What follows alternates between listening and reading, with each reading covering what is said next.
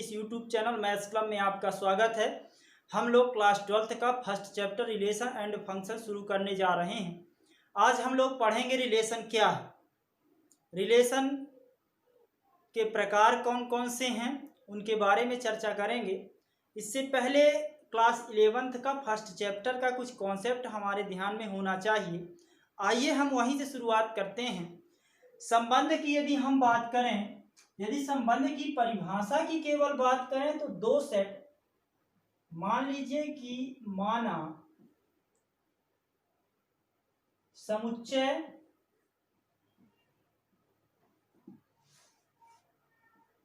ए तथा बी में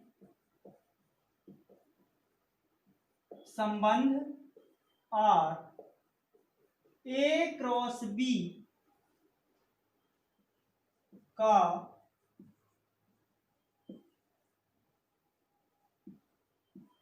उपसमुच्चय होता है, अर्थात R is the subset of A cross B। अब यह A क्रॉस B क्या है?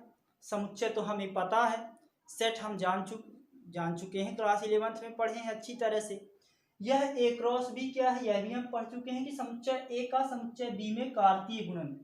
एक बार और यदि हम याद दिलाएं आपको कि मान लीजिए समुच्चय A में A, B अवयव हैं, समुच्चय B में 1, 2 अवयव हैं, तब A क्रॉस B यदि हम कराने जाते हैं तो A, B क्रॉस 1, 2 आप देखते हैं कि इस समुच्चय का प्रथम घटक A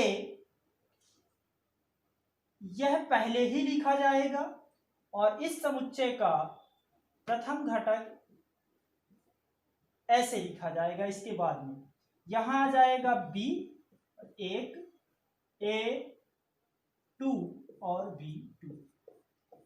यह जो समुच्चय के अंदर अवयव लिखे गए हैं यह क्रमित युग्म में लिखे गए हैं, इसे कहते हैं क्रमित युग्म। क्रमित युग्म n टपल्स के बनाए जा सकते हैं। यह 2 टपल का क्रमित युग्म है, इसे प्रथम घटक कहते हैं, इसे द्वितीय घटक। तो इस क्रमित युग्म समुच्चय A का समुच्चय B में क्रमित युग्म की खासियत यह है कि जो समुच्चय A में अवयव लिखे गए हैं वह प्रथम घटक में लिखे जाएंगे, जो समुच्चय B में अवयव लिखे गए हैं वह द्वितीय घटक में लिखे जाएंगे। तो ठीक इसी प्रकार जो समुच्चय A तथा समुच्चय B जो हमें नॉन एम्प्टी सेट दिए गए हैं, आरिक्त समुच्चय दिए गए हैं, उनका हम कार्तीय गुणन कराते हैं। जो एक R यह A से B में संबंध है यह भी अपने आप में एक समुच्चय है, और वह जो समुच्चय है वह A क्रॉस B का उपसमुच्चय होना चाहिए। यदि हम सामान्य बोलचाल की भाषा में संबंध को समझें तो हम देख सकते हैं कि एक बेटे का अपने पिता के साथ संबंध, एक माता का अपने पुत्र के साथ संबंध, एक छात्र का अपने शिक्षक से संबंध, किसी व्यक्ति का अपने मित्र के साथ संबंध। ठीक इसी प्रकार यह जो संबंध होता है वह उसी प्रकार से संबंधित इन अवयवों के बीच में होता है, दोनों समुच्चय के बीच में। जैसे उदाहरण के लिए आप समझिए कि यदि किसी बेटे का अपने पिता से जो संबंध है तो उस पिता के बेटे पर कुछ गुण तो होंगे, माता का अपने बेटे के साथ संबंध है तो माता के कुछ गुण तो बेटे पर होंगे। तो ठीक इसी प्रकार यह जो A क्रॉस B है, जो R संबंध है आपका, R एक समुच्चय है, यदि यह इसका उपसमुच्चय है, अर्थात समुच्चय A और समुच्चय B जो हम क्रॉस मल्टीप्लाई कराते हैं, जो इसके एलिमेंट्स आपस में रिलेटेड हैं, यदि वह सबसेट हैं तो संबंधित होंगे। ठीक इसी प्रकार यदि वह संबंधित हैं तो उनके गुण होंगे, पिता के गुण बेटे पर होंगे, माता के गुण बेटे पर होंगे, शिक्षक के गुण छात्र पर होंगे, कुछ ना कुछ तो शिक्षक से वह सीखा होगा। तो ठीक इसी प्रकार समुच्चय, दो समुच्चय जो दिए जाते हैं उनके एलिमेंट्स के बीच में संबंध होता है। तो यह संबंध किस प्रकार से होता है कि दोनों आरिक्त समुच्चय का A क्रॉस B करा दिया जाए, जिसे आप कार्तीय गुणन कहते हैं दोनों समुच्चयों का। जो संबंध R है उसे आप देखेंगे कि क्या यह इसका सबसेट है या नहीं। तो हम देखते हैं कि यदि यह सबसेट है तो हम कहेंगे कि R समुच्चय A से समुच्चय B में संबंध कहलाएगा। अब बात करते हैं संबंध की संख्या किस प्रकार से ज्ञात करते हैं। आइए पढ़ते हैं।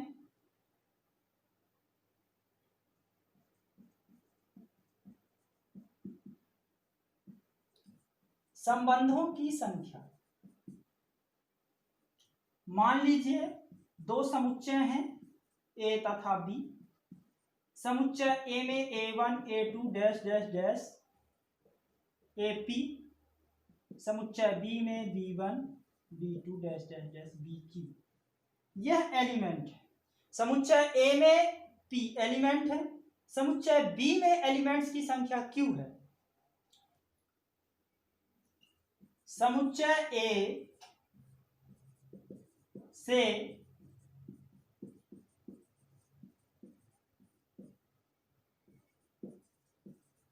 B में संबंधों की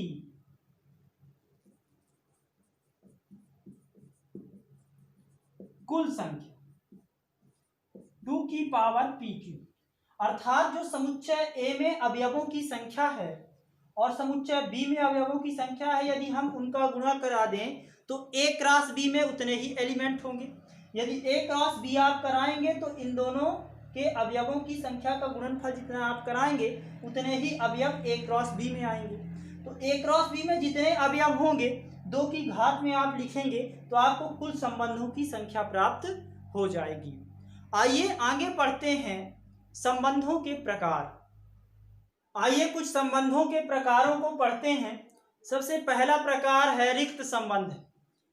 रिक्त संबंध, चूंकि फाई जो समुच्चय होता है वह प्रत्येक समुच्चय का उपसमुच्चय होता है। यदि दो समुच्चय आरिक्त हैं A तथा B, A क्रॉस B जो समुच्चय होगा इस समुच्चय का उपसमुच्चय फाई भी होगा और फाई उपसमुच्चय होगा, इसलिए वह जो संबंध है रिक्त संबंध कहलाएगा। रिक्त संबंध कहेंगे किसे? रिक्त संबंध यदि समुच्चय A और समुच्चय B के अवयव आपस में, समुच्चय A का कोई भी अवयव समुच्चय B के किसी भी अवयव के साथ संबंधित ना हो, तब संबंध R को हम रिक्त संबंध कहेंगे। इसकी परिभाषा यह है, संबंध R इक्वल टू जो फाई होता है वह A क्रॉस B का सबसेट होता है। उदाहरण देखिए, मान लीजिए हमारे पास एक सेट है जिसमें एलिमेंट है 1 2 और 3। दूसरा सेट है B जिसमें एलिमेंट है 4 5 6। अब एक संबंध परिभाषित है R equal to A comma B such that A plus B equal to 10 से बड़ी संख्या, 10 से ग्रेटर देन, 10 से बड़ी प्राकृत संख्या।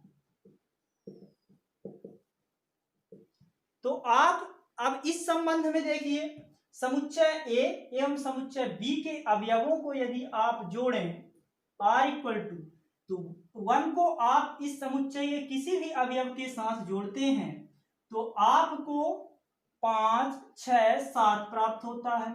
यदि 2 को आप जोड़ते हैं तो 6 7 8 प्राप्त होगा और यदि आप 3 को जोड़ेंगे तो आपको 7 8 और 9 प्राप्त होगा। अर्थात A प्लस B जो है 10 से बड़ी कोई प्राकृत संख्या आपको प्राप्त नहीं हो रही है। तो यह जो संबंध R है यह रिक्त संबंध कहलाएगा। समझ में आ गया होगा आपके? यह संबंध है किंतु रिक्त संबंध है। इसमें समुच्चय A का समुच्चय B के किसी भी अवयव के साथ कोई संबंध नहीं है। आइए अगला संबंध समझते हैं, सार्वत्रिक संबंध। सार्वत्रिक संबंध में क्या है कि समुच्चय A के सभी अवयव समुच्चय बी के साथ संबंधित होते हैं। अर्थात जो समुच्चय ए और बी का क्रॉस मल्टीप्लाई अपन कराते हैं, जो उसमें क्रमित युग्म आते हैं ए क्रॉस बी में जो अवयव आते हैं वह सभी संबंध में होते हैं। उदाहरण देखिए, यदि यही समुच्चय है हमारे पास ए इक्वल टू 1 2 3 और समुच्चय बी इक्वल टू 4 5 6 और संबंध इस प्रकार से होता कि R equal to A comma B such that A plus B जो है वह 2 से बड़ी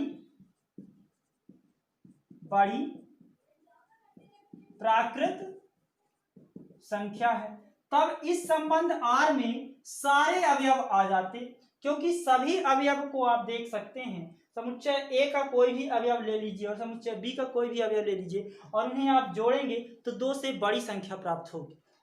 तो ए क्रॉस बी में जितने अवयव आएंगे वह सभी संबंध आर में आ जाएंगे। तो इस प्रकार के संबंध को हम सार्वत्रिक संबंध या यूनिवर्सल रिलेशन कहते हैं और इम्पटी रिलेशन।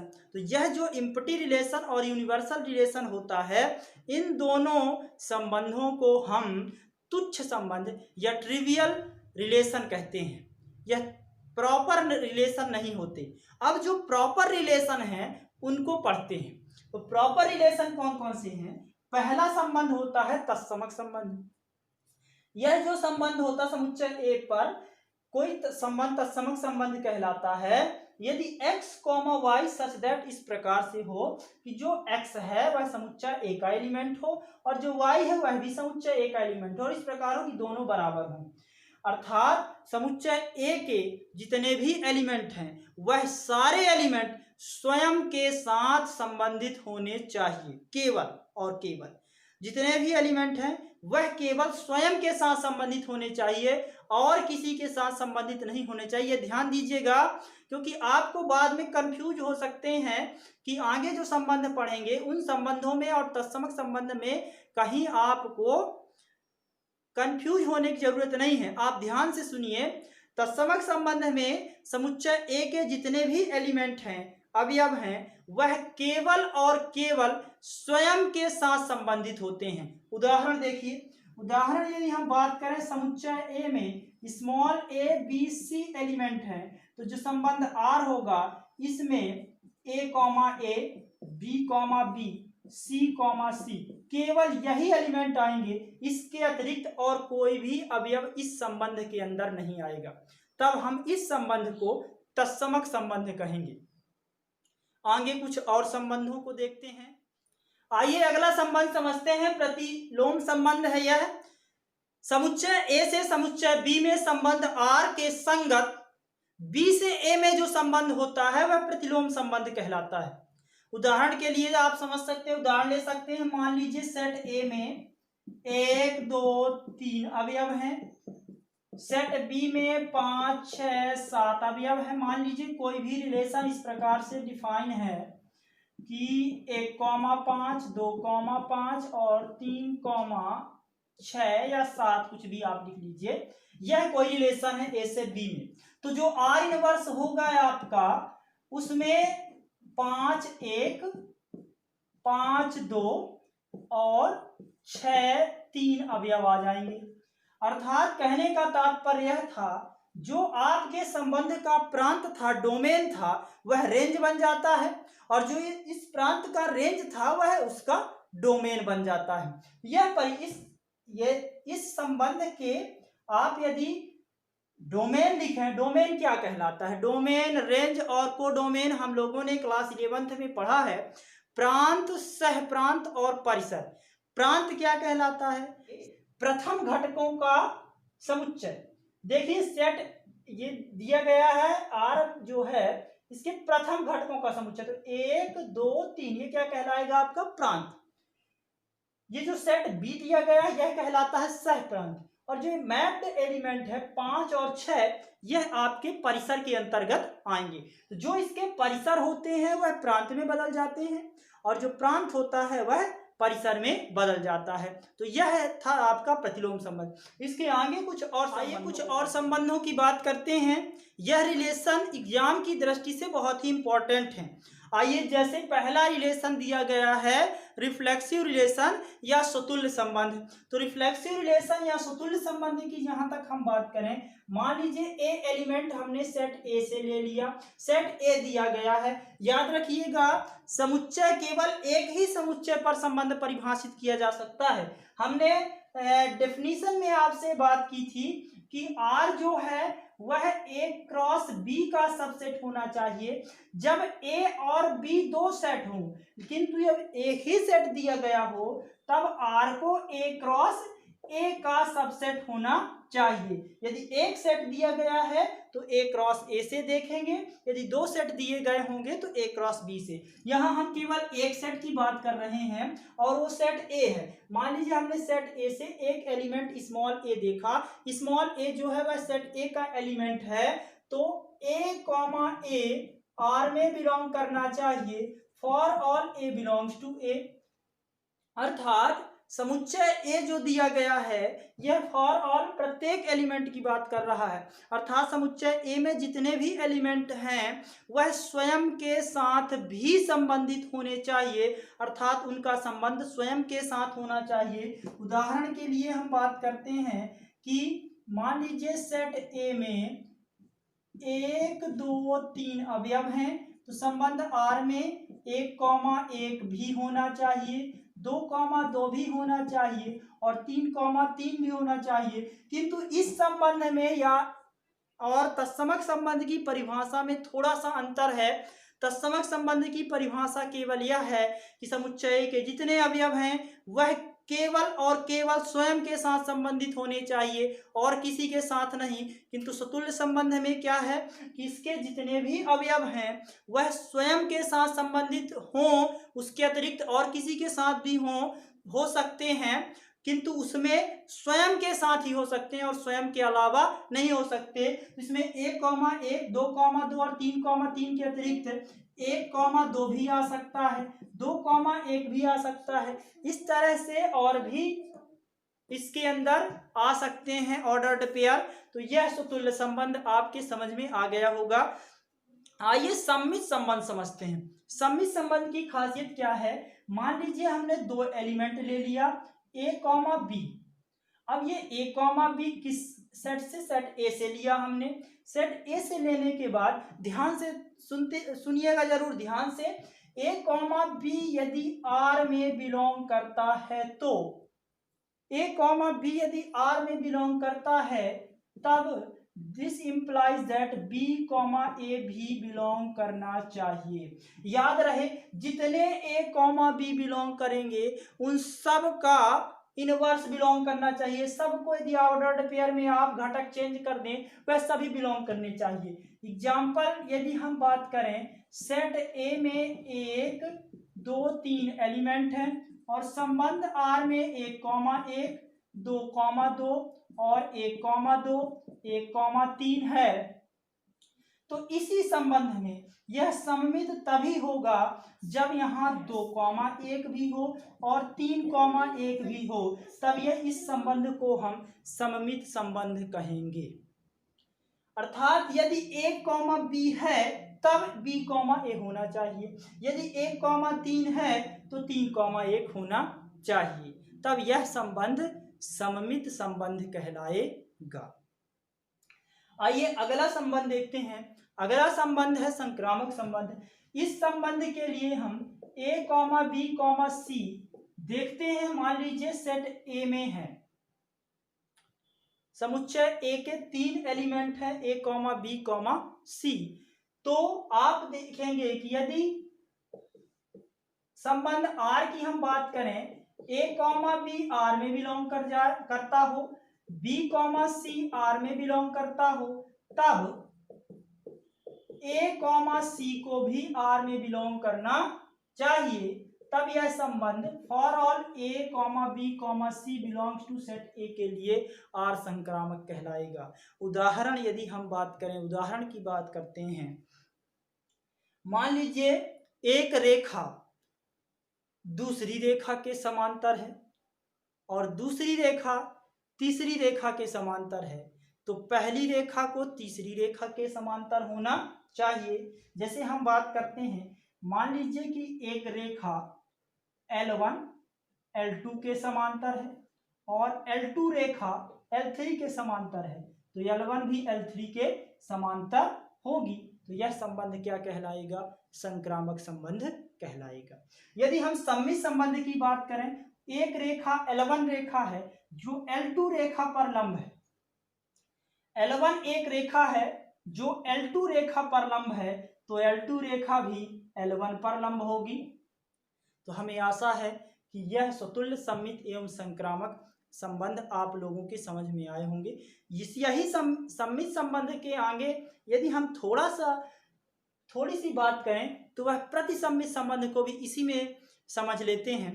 प्रतिसम्मित संबंध की बात करते हैं, A, B यदि R में बिलोंग करता है, B, A R में तभी बिलोंग करता है यदि A और B आपस में बराबर हों, तब A, B यदि बिलोंग कर रहा है तो B, A भी R में बिलोंग कर जाएगा यदि A और B आपस में बराबर हों। उदाहरण हम देते हैं, मान लीजिए कि किसी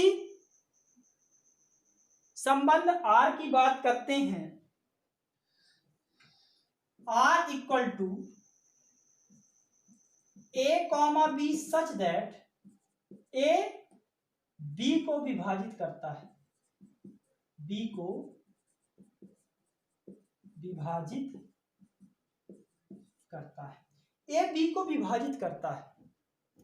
आप देख रहे हैं कि मान लीजिए कोई यह संख्या है, जो सेट दिया गया है वह है पूर्णांक संख्याओं का समुच्चय Z। समुच्चय A जो है आपका वह पूर्णांक संख्याओं का समुच्चय Z है। आप पूर्णांक संख्या उठाइए, मान लीजिए 2 ले रहे हैं, 2 और 4 है, 2 4 को विभाजित करता है, 3 6 ले लीजिए, 3 6 को विभाजित करता है। क्या 6 भी 3 को विभाजित करेगा? नहीं करेगा। ऐसी संख्या 2 4 को विभाजित करेगा किंतु 4 2 को विभाजित नहीं करेगा, 3 6 को विभाजित करेगा किंतु 6 3 को विभाजित नहीं करेगा। ऐसी कौन सी पूर्णांक संख्या है यदि A B को विभाजित करता है तो B भी A को विभाजित करे? तब ऐसी स्थिति में यह तभी संभव हो सकता है जब आप A और B बराबर ले लें, अर्थात 2 और 2 ले लीजिए तो 2 2 को विभाजित कर जाएगा, फिर आप उसे पलट दीजिए तो 2 2 को विभाजित कर जाएगा, 3 3 को विभाजित कर जाएगा, फिर पलट दीजिए तो 3 3 को विभाजित कर जाएगा। तो ऐसा जो संबंध होता है वह प्रतिसम्मित संबंध कहलाता है। और ऐसा संबंध दिए गए समुच्चय A में संबंध R यदि स्वतुल्य हो, सममित हो और संक्रामक हो तो इस प्रकार के संबंध को हम तुल्यता संबंध कहते हैं। इसकी चर्चा आगे करेंगे। यदि आज का वीडियो लेक्चर आपको पसंद आया हो तो लाइक अवश्य करें। धन्यवाद।